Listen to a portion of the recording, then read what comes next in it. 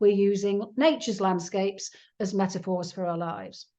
And what I realized from working with people who are stuck, because that's invariably who turns up, is that we use metaphor in our language when we're stuck. Yeah. Because we're not going to tell somebody for the next hour all the ins and outs of being stuck. We'll just say, I feel like a fish out of water. And that conveys a lot of information. Or, oh, I can't see the wood for the trees. Or I'm stuck in a rut. Hi, and welcome to Helping People Perform, the podcast that gives you fascinating insights into those people whose chosen vocation is to help others perform at their best. From consultants to teachers, sports coaches to financial advisors, all of my guests share a passion for getting the most out of individuals, teams, and organisations. Enjoy the episode. Hi everybody, and welcome to another episode of Helping People Perform. Today I'm delighted to be joined all the way up from Scotland. We have speaker, coach, podcaster, trainer and author, all under the umbrella of landscaping your life. Welcome to the show today, Alison Smith. Thanks for inviting me. Pleasure to be here. Thanks for your patience in getting here as well, because we've tried to do this a few times, but it's brilliant that we can be talking today and getting this recording done and sharing your insights with the audience. So maybe we could start off with a little bit about yourself. You know, what got you to where you are today? I feel the need to say that the careers advisor at the university said procurement is for you because of your analytical side and your people side. And I would say that, I mean, I still do quite a bit of work within the procurement arena. Right. So they were right. And but most people fall into procurement. But what happened was is I was sort of following a fairly traditional procurement stroke purchasing career. And then we were struggling a little bit with trying to explain to the business, leaders within the business why they should even listen to what we were talking about. Right. And I suddenly started using metaphor. So certainly here in the UK, then most people can relate to gardens, and you start saying, well, gardens need weeding, pruning, watering, time in the greenhouse. We can't plonk plants anywhere and hope they'll flourish. Right. And as soon as we said that's the same for suppliers, they went, oh my God. And they suddenly realized why they needed to be paying more attention to their suppliers, that they were just plonking them and ignoring them and not giving them any attention. And so I suppose and this is the mid-90s, so I'm perhaps showing my age, but that's when I really realized the power of metaphor. Right. To convey meaning. Then I suppose I went off and did a neuro-linguistic programming practitioner, master practitioner, trainer training. And I was really lucky that our organization was merging. My boss said, use what you've learned. You can be the team coach, really. Right. So I became the team coach. I was able to apply everything I was learning. I threw. So I can remember having a team building day with the teams that were merging. And we were doing it outside. We were using nature as metaphors, right? For the situation. And again, it sort of enabled people to put aside the us and them, that this is how we used to do it. And I suppose what happened then was that I just saw the law of diminishing returns, really. The fact that I was sharing, I suppose, what I was learning, being a coach, helping people, but to the same team. And so right. In the around about 2004, I set up working for myself. And then since then, I've done a mix of procurement consultancy, life coaching, and a whole load of metaphor. And that's sort of, I suppose the metaphor is increasingly being added more into what I'm doing. Perhaps because as I'm getting older, I'm doing more of what I'm good at and enjoy rather than just anything. It's amazing the journey that people can go to. There are very few people that I've spoken to on this podcast or outside who have gone straight into coaching.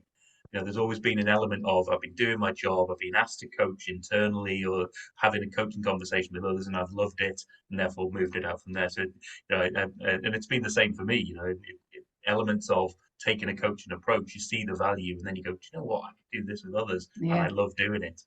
And I know in the conversations we've had up to now as well, and looking at your work, that element of the metaphors has really been something that is struck through. So maybe you can tell us a bit more about your business now in terms of Landscaping for Life.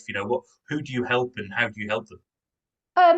Well, who do I help and how do I help them is, anybody that's stuck, but invariably, because I think of who I'm connected with, it tends to be business leaders, solopreneurs quite often. So I do end up from a business context with people who are stuck.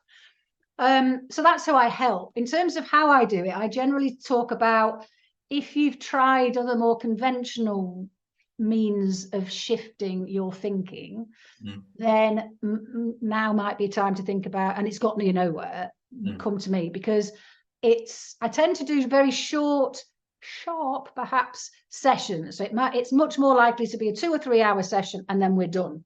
Right. Rather than me seeing people over time, because my objective is to get people out of a hole. Right.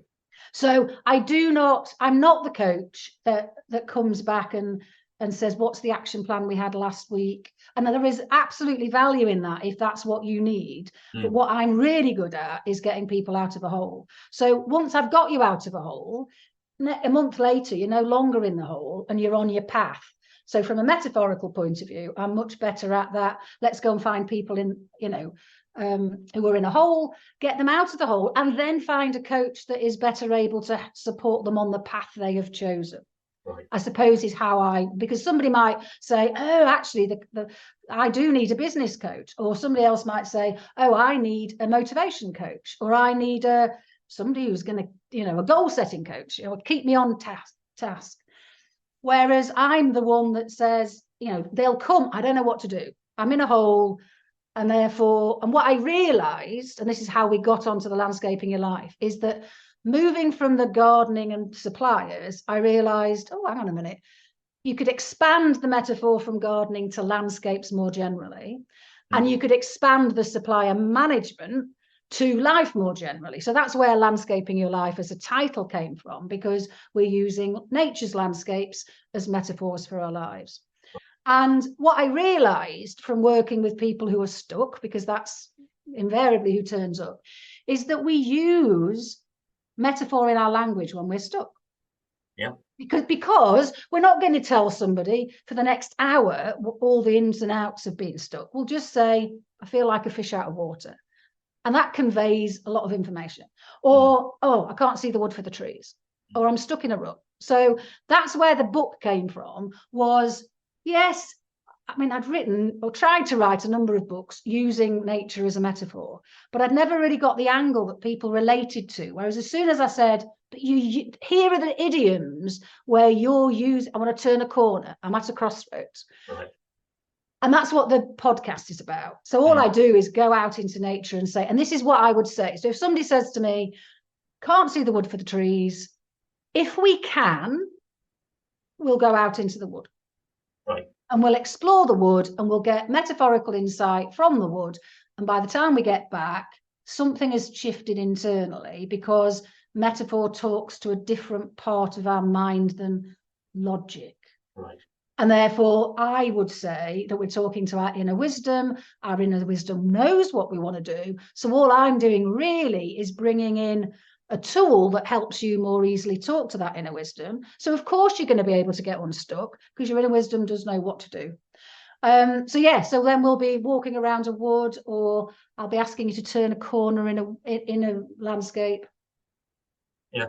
Oh, it's brilliant. Because as I say, having to listen to some of your podcasts and seeing some of the work that you've done, I love the angle of connecting to nature. And you do all your recording outside generally, don't you? And actually from the environment that you're talking about.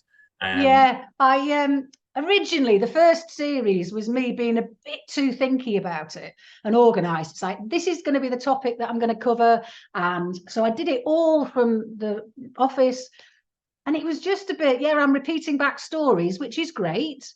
Yeah.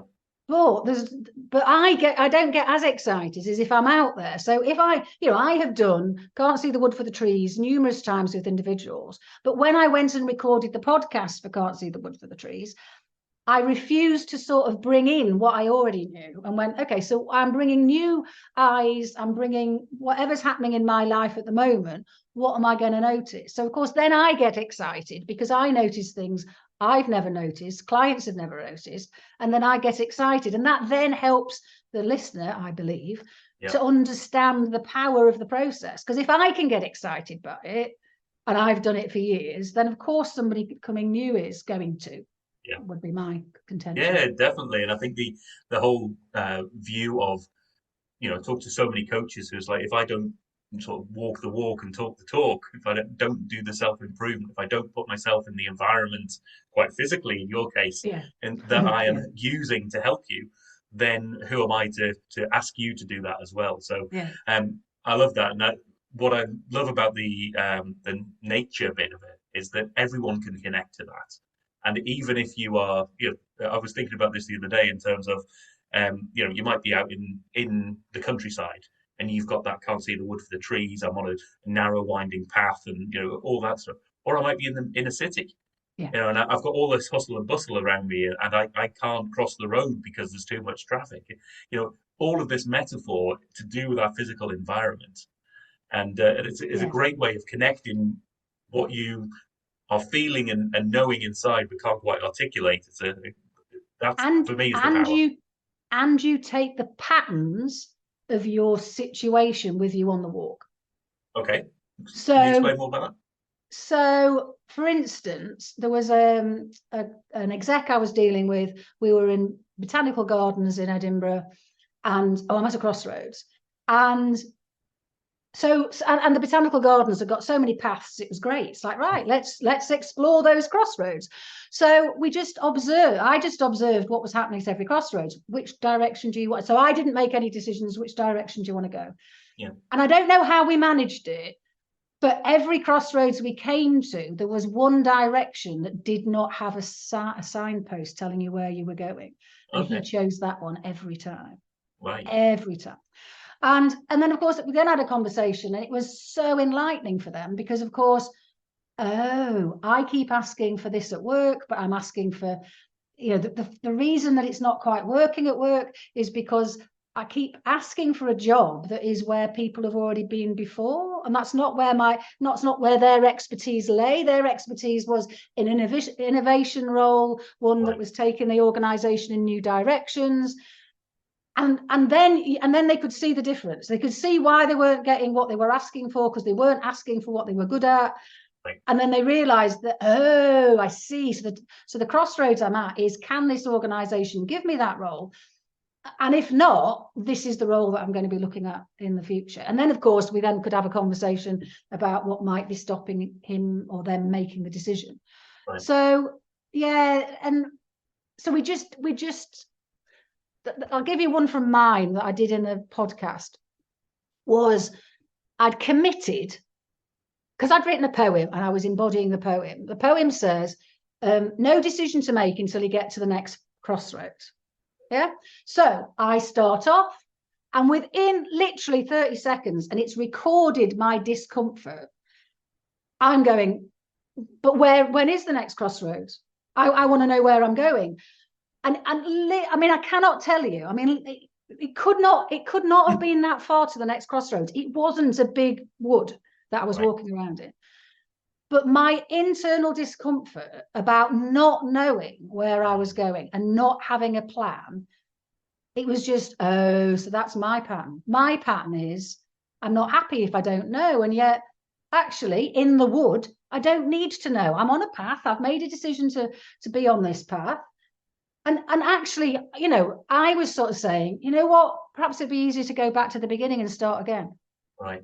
I was prepared, and that would have taken longer than it took to get to that crossroads. So I think what happens, and it is sometimes easier to have somebody else to observe the pattern, but it's just notice, I've got a discomfort about not knowing. Or there was somebody I was doing I call them landscaping a life walks, but they were in Florida, I was in my office, and they're walking around, and I said, oh, that's it. Where do you want to go? And they said, oh, well, I know where I want to go. And it was the other side of the wood. And I said, so why are you getting distracted by the wood? And it was huge for them, because again, it was, this path, I think this path might be better, or I think this path might be better. I said, but every time I ask you where you want to go, you are so clear. There is no, it's like you're 100% sure where you want to go. So why, when you're on the path, are you allowing the distractions in? And that is something that comes up more often than not when somebody can't see the wood for the trees, is they shouldn't even be in the wood. Right. Isn't it? It's like, why are you in the wood? Yeah. You know where you want to perfectly go. good path. Let's just take the path to get out of the wood, and then worry about what to do next. Oh, wonderful. And I think, I'm connecting with this again, and as we going through this conversation, and I'm sure a lot of our listeners are picking up on those little things that they or little things in themselves. I'm reflecting on the fact that my comfort level with a lack of plan is very different to my wife's. I'll leave it at that.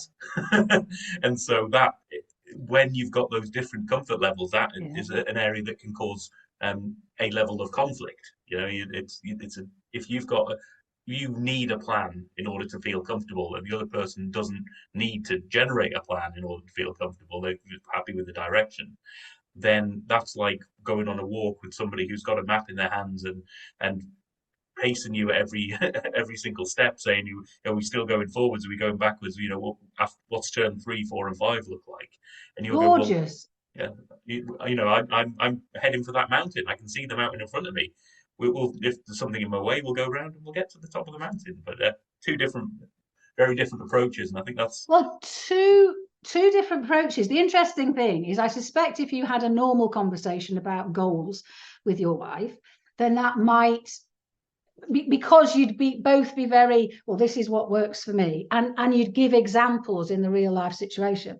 I suspect, although I've never tried doing it I have done it in groups, but not, is for you both to go for a walk, one with a map, not with a map, decide where you're going, and just have a conversation about what you're noticing about, and because then all you're doing is talking about the patterns. You're not talking about this particular instance at home that might have a bit more energy to it. One of you may or may want something to happen or not. Going for a walk, the chances are that you'd then be able to observe and perhaps come up with a process by which okay, well, we need a map when we're going further afield. We need a map when the weather's bad, etc., etc. Right. So you could come up with rules in the landscape. You could then go, well, okay, so how do those rules now apply back to this situation that we're struggling with, because one of us wants to do this and the other wants to do the other. Yeah, I love that, taken away from the specific circumstance. It just allows people to step back and say, this is how I feel comfortable in this environment. So I think it's an amazing approach that you're doing. And I think, my audience can really learn from just reflecting on some of these things. And, you definitely check out Alison's podcast and look out for the book as well. So the book, just so I've got this right, this is Can't See the Wood for the Trees, Landscaping Your Life to Get Back on Track. That's right, isn't it? Yeah. Cool. Yeah. And we'll make sure that the links are in the show notes for that as well, for people who want to check that out.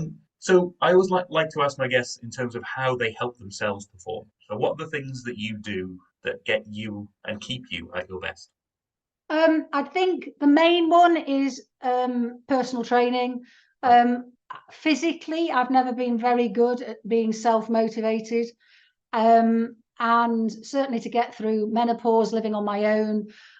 So I would say that my personal trainer, number one objective is my mental health, not my physical health. Right. So during menopause, he would just take me for a walk. And I went, how did you measure success? And he'd go, how you were feeling at the end of the session. So he sort of, because we've been together 14 years.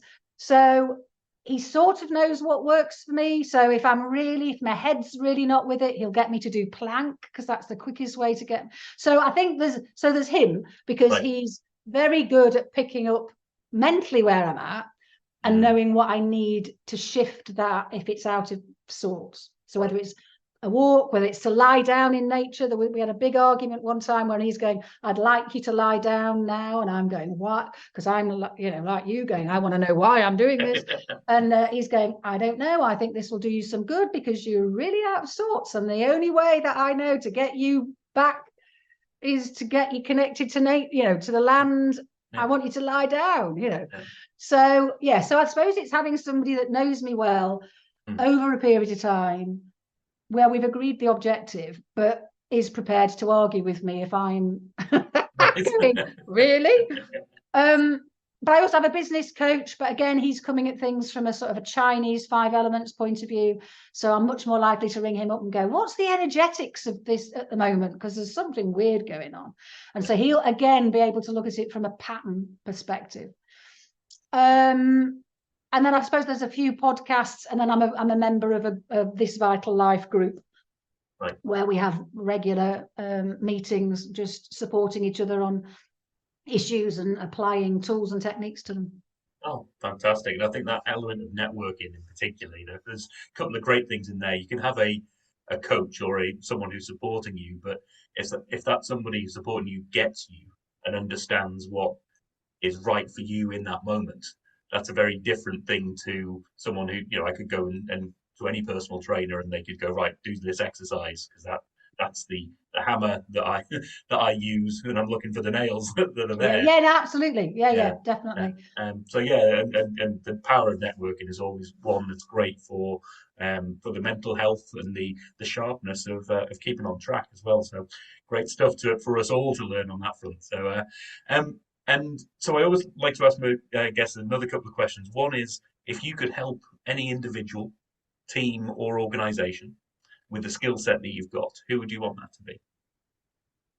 I don't know whether it's just my skill set, but I think where I'd go is the NHS, because if we could get everybody's mental and physical health better, then everything else would sort itself out better. Yeah. So I think it's because there's a belief in let's get that right, and I just get and the funding's not there even in the UK, I think, but it's that which we're looking at it. We're looking at trying to solve the problem once it's there rather than to stop the problem happening. Yeah. And there's so much about. So one of the other podcasts I listen to is Rangan Chatterjee's Live More, Feel Better, or Feel Better, Live More, whichever way around it is. And because again, that's looking at what can we do to stop things happening, not let's solve them once they have happened. I mean, I know things happen, but we seem to, I don't know, we just got it wrong. It's treating the symptoms as opposed to causes there, isn't it? Yeah, I think so. And I'm not saying that GPs have got time for that, but so therefore helping the NHS would be about the advice they give in order for people to enable, because I know friends I've got just give all their responsibility over to the GP. Oh, well, I'll wait until I've spoken to the GP. The GP doesn't agree with that. Yeah. Well, hang on a minute. My new knee, I wouldn't be recuperating from my new knee if I'd completely listened to, the GP. Yeah, and it's the general aspect of that as well, isn't it? Whereas you've got your coach who knows you and knows what works for you, the general practitioner element is you're seeing so many people. You might get to know individuals over the years, but actually your job is to move people through as quickly as possible. And I think that's it must be soul destroying, because you're right. Back in the day, then the doctor would, you'd turn up. Even with my dad, the fact that the doctor would turn up and know the history of my dad. Right. Yeah. Rather than, the doctor saying, "So why are you ringing? Why are we having a chat today?" It's like, well, your notes would, if you'd seen me before. So yes, I'm not saying that the GPs are the problem, but the NHS is, let's look at it holistically. Let's look at it from a landscape point of view. How do we make a landscape flourish? How can we make, Brilliant. And if we would reverse that and to say, if you would sit down and have a coffee, have a meal, have a drink with somebody who you think could really help you perform better and perform at your best, who would you want that to be? Oh, I love this question, because I was surprised with my answer, which is Simon Armitage, the poet laureate. Ah, okay, right. Because I've started to write poems and including that in the work I do and coaching. So I'd be really interested to find out about, how he uses his poetry. But the other thing is more recently he's been to the Arctic. Okay. So he's sort of got into that landscape, what are we doing to the planet, and starting to write poems with a planetary flourishing point of view. So again, it's that, one of the organisations that Landscaping Your Life, the company, is a business partner for, is Scotland, the Big Picture, and that's a rewilding organisation. Okay. So it is, I'd love to know how you sort of bring all those themes together, really, which is sort of the poetry, the rewilding, the human sustainability and planetary sustainability. So and I'm assuming he'd do it, he might be able to go, here's a poem I've written, and be able to inspire me in his poems. Yeah, wonderful. And so if people want to learn more, if people want to find out more about what you do, where do they go to find you and your business? Landscaping Your Life, because Alison Smith has too many of those. So if you do Landscaping Your Life, you'll find me, because Landscaping Your Life is a tagline on the book. So actually, if you just put in Landscaping Your Life into Amazon, you'll find Can't See the Wood for the Trees. Yeah. Landscaping Your Life is the name of the podcast. Landscaping Your Life is also on TikTok, Instagram, Facebook, LinkedIn. So if you put Landscaping Your Life either as a hashtag or the 3 words, you'll find me, basically. Yeah. Oh, wonderful. We'll make sure there's links in the show notes so that people can find you. And as I always say in these episodes, do reach out, even if it's just to go and check out someone's webpage or their material, their podcast, in this case, and then reach out to the individual if that's what works for you, So this is all about connecting people with helping you to perform. So, thanks so much for being on the show today and sharing your thoughts and your wisdom and your approach. And I've got a lot to think about myself. I'm sure my audience have as well. So thanks for being on the show today, Alison Smith. Thank you for having me. Thanks for listening to today's episode. If you liked what you heard, then please give the podcast a rate, review, and share. I'm Paul Teasdale, and from sausage making to banking, oil and gas to Formula One, I help people perform. If you'd like to find out more and have a conversation, contact me via helpingpeopleperform.com.